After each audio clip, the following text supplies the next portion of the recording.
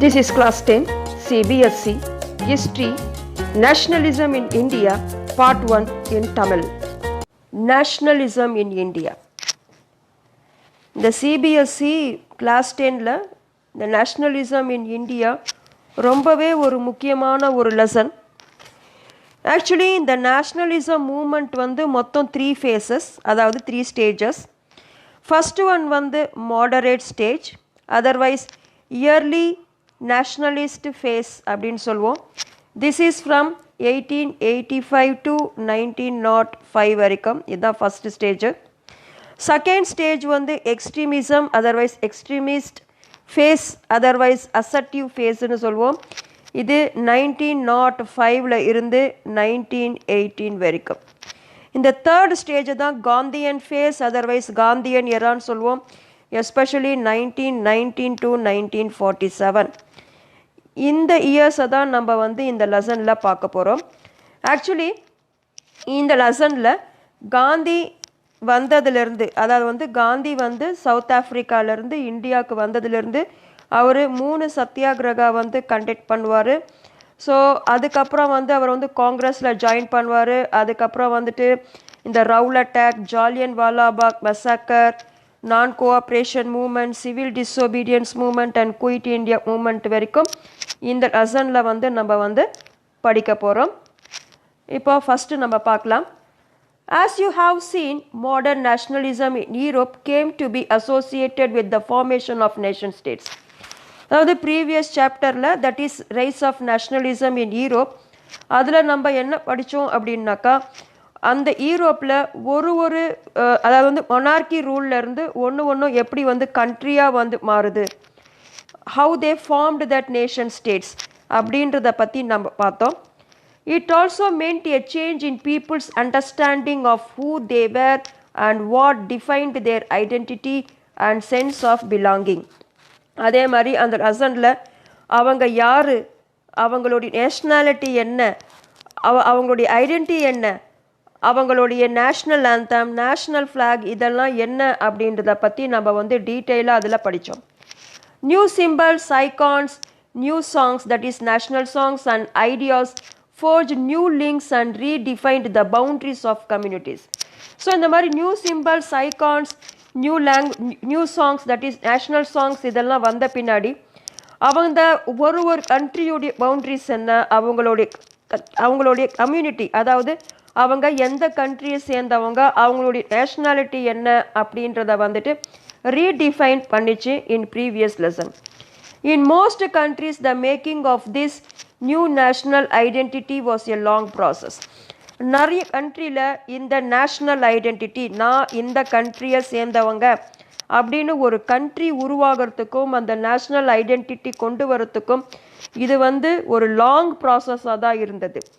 How did this consciousness emerge in India? இந்த process, இந்த national identity process நம்ம இந்தியாவில் எப்படி வந்துச்சு, இந்த நேஷ்னலிசம் மூமெண்ட், இந்த ஐடியா எப்படி வந்துச்சு அப்படின்றத இந்த லெசனில் நம்ம பார்க்கலாம்.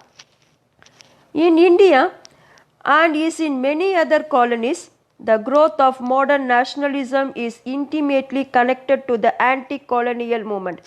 This is important. அதாவது மெனி அதர் காலனிஸ், மற்ற கண்ட்ரியில் எந்த காலனிஸ் மாதிரியே நம்ம இந்தியாவும் பிரிட்டிஷ்க்கு காலனைஸ்டு கண்ட்ரியாக தான் இருந்தோம். பிரிட்டிஷ் வந்து நம்மளே வந்து ரூல் பண்ணிக்கிட்டு இருந்தாங்க.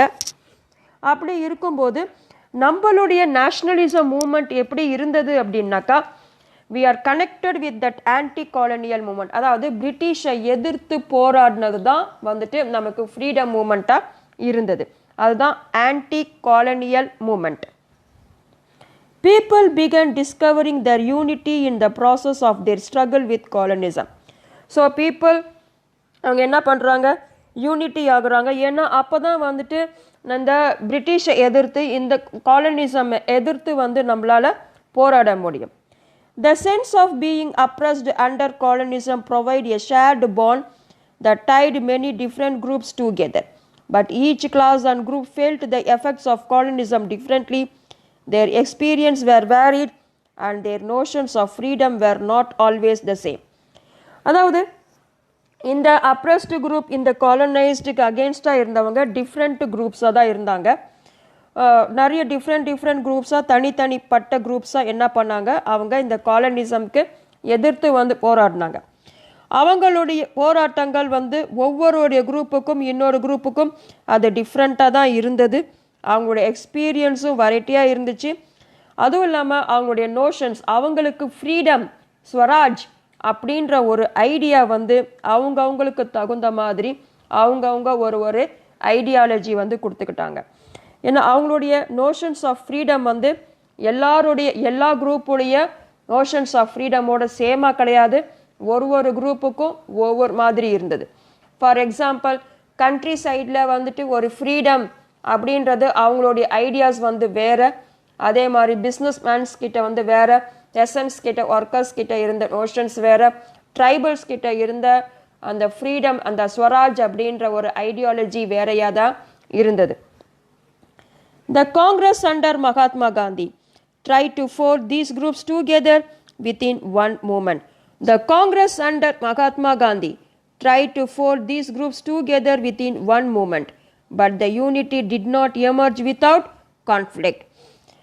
மகாத்மா காந்தி இந்தியாவுக்கு வந்த பின்னாடி அவர் வந்து காங்கிரஸில் சேர்றாரு. காங்கிரஸில் சேர்ந்த பின்னாடி இந்த டிஃப்ரெண்ட் குரூப்ஸாக தனிப்பட்ட முறையில் இந்த பிரிட்டிஷ்க்கு எதிர்த்து போராடிட்டு இருந்தாங்க. அதை இவர் என்ன பண்ணுறாரு, ஒரே குரூப்பாக, யுனைட்டட் குரூப்பாக ஆக்கணும் அப்படின்றாரு. அதை வந்து அவர் வந்து கொண்டு வந்துட்டு அதை ஒரே நேஷ்னல் மூமெண்ட்டாக வந்துட்டு கொண்டு வரார். ஸோ இந்த யூனிட்டியோடைய ப்ராசஸ் வந்து it not emerge without conflict. ஒரு பிரச்சனைகள் இல்லாமல் ஒரு எல்லா குரூப்பையும் வந்து ஒன்றா சேர்க்க முடியாது. In an earlier textbook, you have read about the growth of nationalism in India up to the first decade of the 20th century. அதாவது in previous class 8th ஸ்டாண்டர்டில் நீங்கள் ஏற்கனவே படிச்சிருப்பீங்க இந்த நேஷ்னலிசம் மூமெண்ட்டுடைய ஃபர்ஸ்ட் டிகேட் என்ன அப்படின்னு சொல்லிட்டு. நம்ம இந்த சாப்டரில் பார்க்க போகிறது தேர்ட் ஸ்டேஜ் தான், that is Gandhian phase. We will pick up the story from the 1920s. அதாவது வந்து அந்த ரவுலட் ஆக்ட்ல இருந்து நமக்கு வந்து ஸ்டார்ட் ஆகும். Especially 2 important moments. அது என்னன்னா நான் cooperation moment and civil disobedience moment. இந்த 2 மூமெண்ட்டை பற்றி தான் நம்ம டீட்டெயிலாக வந்து பார்க்க போகிறோம். இது நம்ம இந்தியாவில் ஒரு சோஷியல் குரூப்பில் எப்படியெல்லாம் வந்து அங்கே இருந்தது, அவங்க எப்படியெல்லாம் வந்து பார்ட்டிசிபேட் பண்ணாங்க, அதுதான் நம்ம வந்து லேர்ன் பண்ண போகிறோம். We will explore how the Congress sought to develop the national movement, how different social groups participated in the movement. So the different social groups in the non-cooperation movementலையும் சரி, எஸ்பெஷலி சிவில் டிஸ்ஒபீடியன்ஸ் மூமெண்ட்லையும் சரி, அவங்க எப்படி participate பண்ணாங்க அப்படின்றது தான் இந்த லெசனில் நம்ம படிக்க போகிறோம். And how nationalism captured the imagination of the people. So nationalism அப்படின்றது என்ன அப்படின்றது அந்த பீப்புளோடைய மத்தியில் எப்படி வந்து அவங்களுடைய ஐடியாஸ் எப்படி வந்து கொண்டு வந்தது, அவங்களுடைய இமேஜினேஷன்ஸ் என்ன அப்படின்றது தான் இந்த லெசனில் வந்து நம்ம பார்க்க போகிறோம். In next video, we will learn about that First World War, Khilafat and non-cooperation movements. Until then, thank you.